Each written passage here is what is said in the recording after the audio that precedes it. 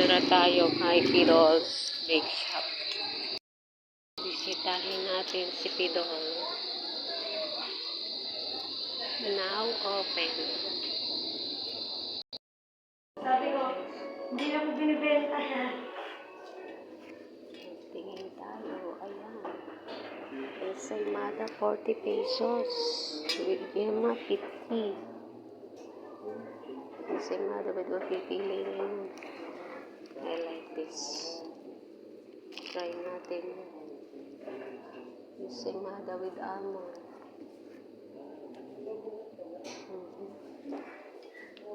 Saan yung panlisa? Ay, ayun. Wala ang pandesal. Excuse me. Ay, video po. Wala po si si EJ.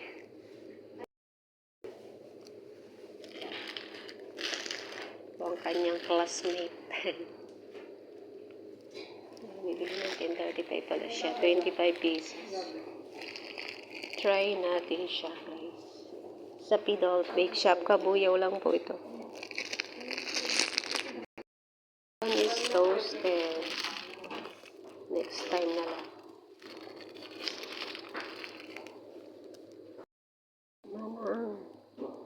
Mamon. Pasalubong natin. Wish lang na nagustuhan.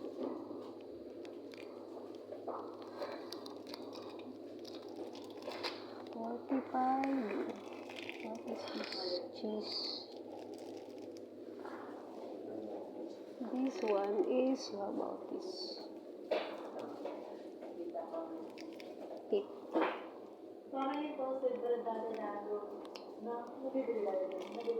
This one is cheese pandesal. Ay, maganda siya. Try natin siya next time.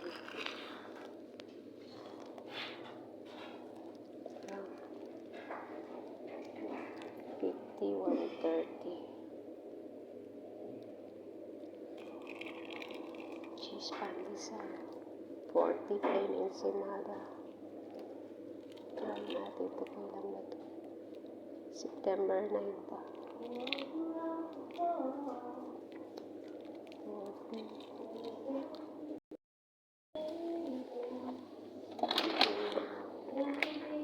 Spanish bread. 45 pesos. Parang gusto kong tikman ito. Plain cheese with ube. Ito na lang. Kailan ba ang ube expiration? September 10. Pero kakainin na natin. Taste test. 3 for 100. Wait. 20. Ito ay 50. Try natin. Taste test. Ganyan na siya, guys. May dining dito. Gusto pong pag bumili, dito nakakainin. 105. 105.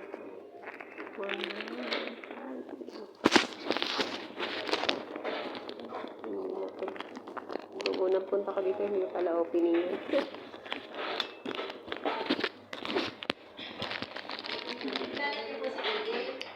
Classmate ko siya sa train Tesla. Pero hindi sa bake, sa cooking.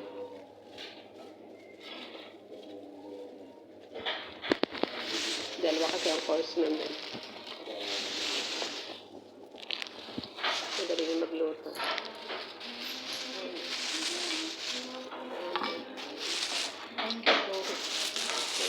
Sinishare ko itong page nito. Thank you po. Next time balik. Okay na. Mga iti-taste test pa.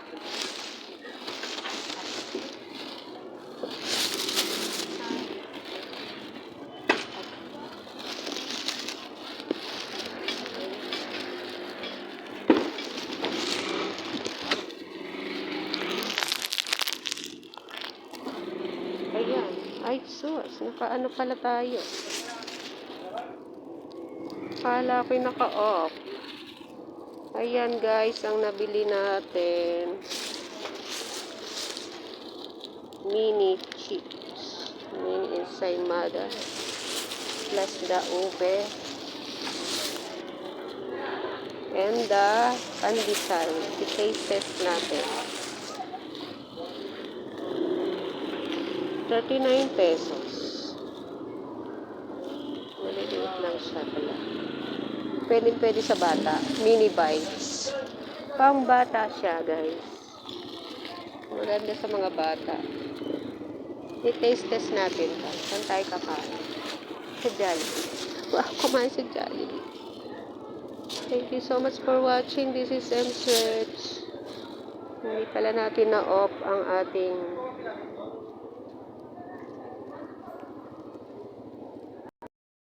ito sa may bayan ng Kabuya, malapit sa Catholic Church.